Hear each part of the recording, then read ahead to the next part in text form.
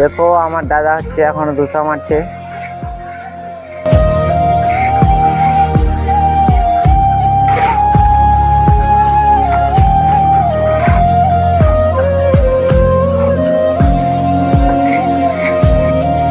যারা নতুন মিস্ত্রি ওদের কাজে দিবে।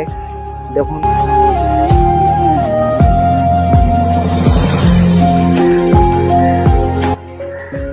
ভিডিওটা দেখে কিছু শিখতে পারেন।